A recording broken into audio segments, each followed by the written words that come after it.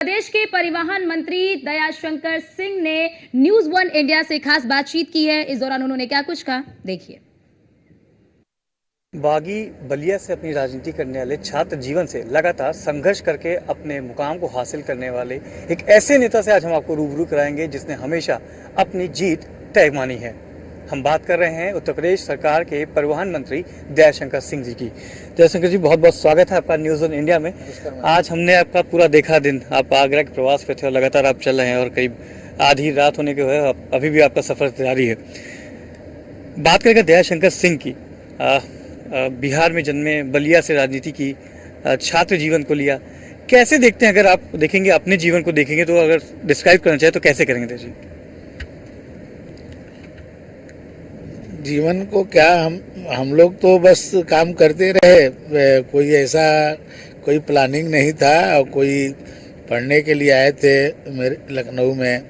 मामा जी हमारे विधायक हुआ करते थे उस समय, और उनके यहाँ पढ़ने के लिए लखनऊ में आए।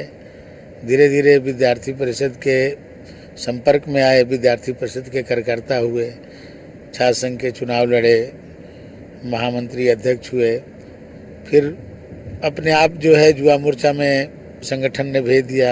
युवा मोर्चा में प्रदेश मंत्री से लेके प्रदेश उपाध्यक्ष, प्रदेश अध्यक्ष, राष्ट्रीय मंत्री, राष्ट्रीय उपाध्यक्ष बने। फिर पार्टी में दो बार मंत्री रहे, 4 बार उपाध्यक्ष रहे बीजेपी में। तो पता ही नहीं चला, सब ऐसे होता रहा और संगठन जो काम देता रहा उसको करते रहे। फिर पार्टी ने 2007 में चुनाव लड़ाया बलिया से। उस समय सफलता नहीं मिली और फिर 2022 में पार्टी ने फिर से बलिया में फिर से भेजा और इस बार मैंने बहुत ही अच्छे मतों से जीत करके आए। इतनी 1952 से लेके आज तक कोई वोट नहीं पाया, उतना वोट मुझे मैंने वहाँ के जनता ने दिया। फिर पार्टी ने मंत्री बना दिया।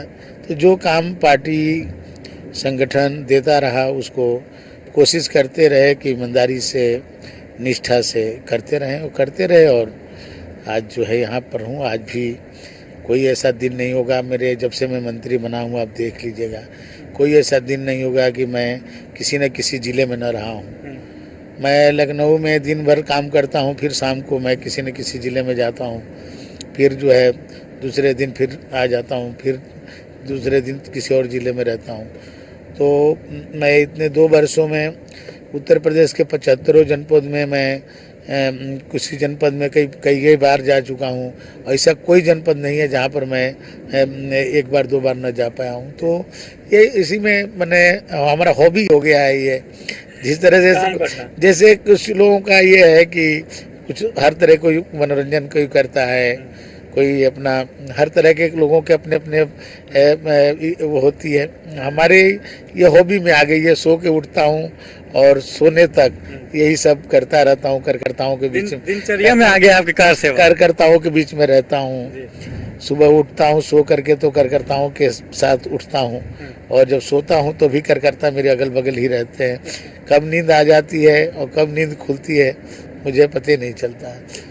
तो अगर दयाशंकर जी की लगातार आपका विजेता है, कोई ऐसी चीज़ हो, क्योंकि हम लोग अभी आपके व्यक्तिगत जीवन की बात कर रहे हैं, कोई ऐसी चीज़ खाने में क्या पसंद है दयाशंकर सिंह की बात करें तो? बलिया से आते हैं, बाटी चोखा तो होगा ही होगा, सत्तू तो होगा ही, पर ऐसी कोई चीज़ जो आपको बहुत पसंद हो, अभी भी अगर मिले तो आप भरपेट भी खाने बाद भी आप खा सकते हो?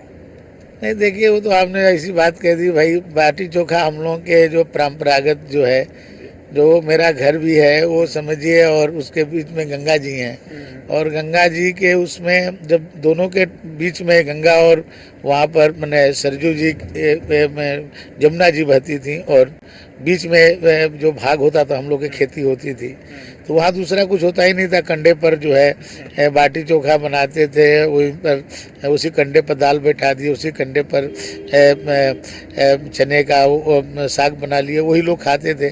तो हम लोग भी जब खेतों में जाते थे तो ये खाने का बचपन से उसका एक अलग टेस्ट मिलता था, और आज भी कहीं बनता है या हमारे यहाँ तो कोई दावत भी करता है तो बाटी चोखा की दावत करता है, तो वो थोड़ा हम लोग के लिए रहता है। मैंने क्योंकि बचपन से ये सब चीज़ों को खाएं हम लोग, तो उसका टेस्ट एक थोड़ा डेवलप है। बाकी कभी ऐसा कुछ नहीं, मैं वेजिटेरियन हूँ और जो कुछ भी मिलता है जहाँ मिल जाए। छात्र राजनीति में तो हम लोग जब थे तो दिन में खाना ही नहीं खाते थे, शाम को ही केवल खाना खाते थे।